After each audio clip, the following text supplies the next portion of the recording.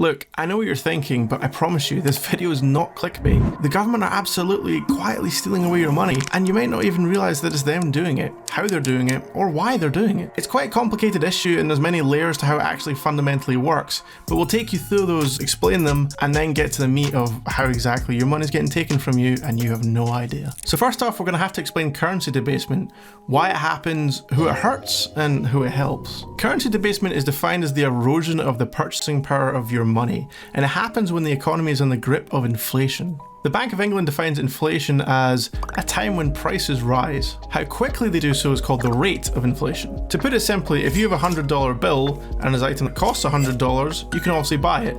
A year later, at a 2% rate of inflation, the same item costs $102 and your $100 bill can't buy anymore. But this also works the other way, and this is important to know. So if you owe a debt of $100, a year later at a rate of 2% inflation, it would only be worth what $98 was a year before. The real value of that debt is decreasing over time. Now, government policy in Western nations is to set a 2% inflation target per year. And 2% might not sound like a lot, but it compounds very, very quickly, and that's eroding away at your wealth all the time. We can track the rate of inflation by looking at the Bank of England's inflation calculator. The US Bureau of Labour Statistics also publishes a similar CPI inflation calculator. This graph shows the UK's inflation rate over the past 35 years, and as you can see, the period between 2012 and 2022 looks pretty okay. But what would have cost you £100 in 2012 would cost you $126 in 2022. Over 26% of your wealth has gone, vanished, poof. It's gone. Simply through the impact of approximately 2% inflation rate per year. Now that's only the first little part of this, but the fact that the government's stated aim is to erode your wealth is a scandal. And that's not counting all the other problems we're going to go on to talk about. Returning to our graph for a moment, you may note that the rate of inflation often doesn't stick anywhere near that 2% target, and you might wonder why. Well, there are a lot of different economic theories about why prices rise and how to deal with it. These range from Keynesian concepts of demand management to a number of so-called Austrian and Chicago school theories of monetary policy. But to be honest, these economic theories are not that important for the purposes of this video. What is important is that it's clearly not as easy as just saying we'll put inflation at 2%.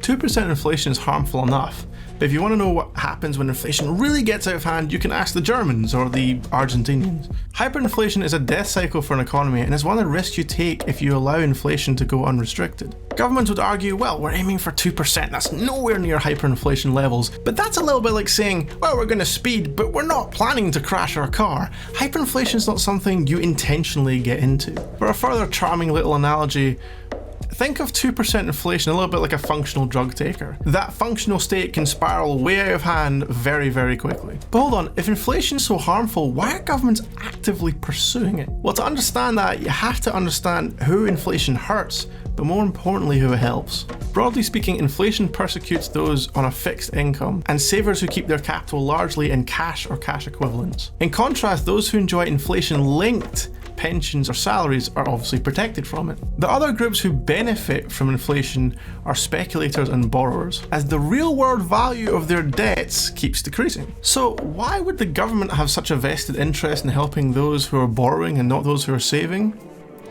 Well, now we get to one of the cruxes of the matter. The biggest debtors are the government. Government bonds are debt. It's the government taking out a loan from the person who's bought the bond. Now, the US national debt is currently sitting, as of recording this video, at $36.22 trillion.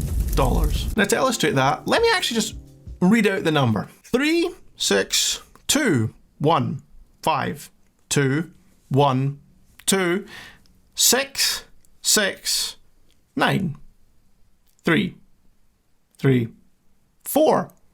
0.00. Now, many modern economies, including the UK and USA, have huge debts that are only increasing. So as the biggest borrowers in the economy, it's in their direct interest to see the real value of these debts decreasing over time. Now, you may be wondering how exactly governments and central banks can influence inflation rates. They have their hands on a few different economic levers, but the most important one is printing money. You may have heard the term quantitative easing, which is a nice jargon term to try and obfuscate what's actually happening. So let's explain it simply. The government-controlled central bank prints money. It uses this money to buy government bonds, in other words, lending it to the government. So the government is printing money to lend to itself. Wow, I wish I could do that. I could buy an island. Well, hold on. You might think that sounds BS. I mean, I don't get to just print my debts away. I can't say, oh, I owe this much on my mortgage. Let me just go down to the basement and print some money to pay it off. Why does the government get to do that? Now another layer is that this introduces a sort of stealth taxation, as governments don't tend to adjust taxation allowances in line with inflation. So this means as you are starting to earn more money to keep up with inflation and pay for things like food and gas, despite the fact that you aren't any wealthier in real terms in terms of what you can actually buy than you were previously, you're actually getting pushed up into higher taxation brackets. And this is an often overlooked part of the much maligned cost of living crisis. Now finally, there's interest rates. Classic economic theory says that real interest rate should always be a positive value. What that means is that interest rate should be set above the rate of inflation. This ensures a real, i.e. after inflation, return for risk-free saving and inflicts a real cost on borrowing. So for example, let's say the interest rates are at 3% and inflation's at 2%. When you save your money in a bank, you should be getting around that 1% difference as a real return on investing your money. Unfortunately, in recent years, this relationship has all but broken down. The 19th and 20th centuries were characterized by cycles of boom and bust. I'm George Bush. As I campaign across this country, I see American families being devastated by inflation. As governments alternately raised and lowered interest rates to respectively choke off inflation and stimulate the economy. Following peace and globalization, the 21st century saw a period of relatively low and stable inflation, unemployment, and interest rates. In other words, hooray! However, in their political reluctance to embrace the necessary tough economic measures to properly deal with the global financial crisis, governments, in league with central bankers, pursued a policy known as financial repression, which is jargon for the process of ensuring a negative real interest rate. In turn, these policies ensure that savers earn returns below the rate of inflation. With over-indebted economies and astronomical national debts held by these governments, the authorities deliberately kept real interest rates at negative values. And the result was a massive transfer of wealth from savers to borrowers. And remember, the biggest borrowers are the government. But maybe you're sitting thinking, well, I'm a borrower, this is good news for me then. Unfortunately, it's not so simple. One of the main purposes of encouraging a real interest rate is to encourage saving. Human beings, generally speaking, like instant gratification. We all see that in social media trends if nothing else. It's why many people will have clicked off a video like this because it's not bombarding your senses with stimuli. So if you're still here, good job. Probably don't put that in. The basic concept of saving comes down to deferring consumption today in the promise of greater possible consumption tomorrow. But instead, people are being actively encouraged to spend money now and worry later. This is not a good recipe for the future financial health of either individuals or the state itself. Essentially, the government's kicking the can down the road and allowing these debts to mount up and trying to encourage the populace to spend money now to live beyond their means. They're basically letting it be future generations' problem. I missed the part where that's my problem. And at some point, those bills are going to come due. Now, this may get covered in more detail in a future video about why many Western economies are selling off so many assets, but suffice it to say, for our purposes in this video, it's not a good thing. So where does this leave savers? I mean, if the government's trying to inflate away its own debts due to its own fiscal responsibilities, they're actively eroding our wealth. If we're trying to save for our futures, are we not just screwed? Well, while we do have this existential threat, there are absolutely things everyone can do to try and protect their money for the long term. Leaving a proportion of your cash in an instant access deposit account to cover existing near-term expenses is perfectly sensible. Leaving all your savings in cash is absolutely not. We would suggest that you consider some asset classes that have traditionally performed well against inflation. Our personal favourite is owning shares in companies that have a lot of pricing power. What this means is that when there's inflation, these companies can raise their prices in line with inflation and therefore protect their profit margin. Classic examples of companies like these are companies that have really strong brands, such as Coca-Cola. From your point of view as an owner of the stock, the long-term compounding of a robust earnings stream is very powerful, and I'll explain that in greater detail in future videos as well. You could invest in inflation-linked government bonds, also known as TIPS in America. Although if interest rates rise, you will lose some of your capital. Again, more about these in separate videos. For now, we're just hitting a few bases. Certain real assets, particularly with rarity value, have kept their real value. Fine art and classic cars are great examples, although maybe not the most realistic investments for many people. Property and real estate may seem like obvious examples here. However, we have bubble concerns that, again, we'll cover in the future. Suffice to say, like most bubbles, that housing seems really safe until it's really not. To demonstrate this, here's a graph of house prices in the US in the run-up to and aftermath of what became known as the subprime lending crisis. You'll notice how it's going up and everything's going well, and then, to put it maturely. And even in the housing supply constrained UK, here's Savills' analysis of prime London property returns over the last 5 years, plus a forecast for 2025.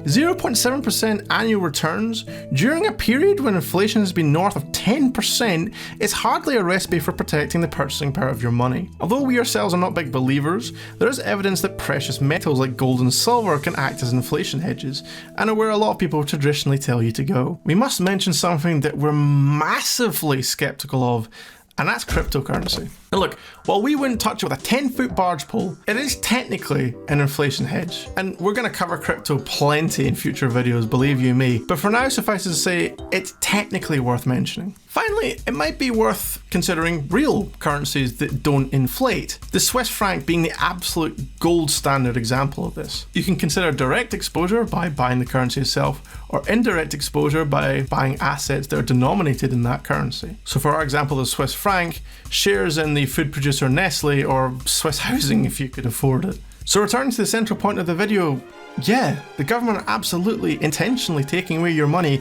and they're doing it so they can pay down their own debts. They're doing it through a stealth taxation where they don't raise tax brackets in line with inflation. They're doing it by ensuring a negative real interest rate, and they're doing it by simply printing lots and lots of money. There's a very real chance that many of you didn't know any of this beforehand, and that's the point of this channel. We want to demystify a lot of these terms in order to explain exactly what's happening. We want to expose a lot of the lies you're being told. We want to tell you a lot of things that they don't want you to know, and I know that sounds very Illuminati conspiracy theory, but it's kind of true. There are people who don't want you to know these things. They want you to be financially ignorant. They want you to not know what's happening, obfuscate everything with complicated terminology so that you'll leave them the hell alone and let them get away with anything and everything. And the only way you can protect yourself from any of that is to know what's going on. And the best way, we hope, for you to learn what's going on is to like and subscribe. Hey, you gotta give me some credit for one of the more impassioned like and subscribes you've heard recently. I hope. In this video, we were talking about some of the quiet little schemes of the government. In other videos, it'll be about investment banks or other financial institutions that are also trying to pull the wool over your eyes and sneak some of your money away from you when you're not really looking. Not only that, but we're going to be doing essentially Investment 101 from the ground up, trying to explain to you in simple terms how you can start saving and building wealth, not just for your future, but for the future of your family, without paying friction costs to middlemen who you just do not need, without us ever asking you for a penny. Anyway, that's it for this video. Please do follow along if you're interested, and we'll see you in the next one.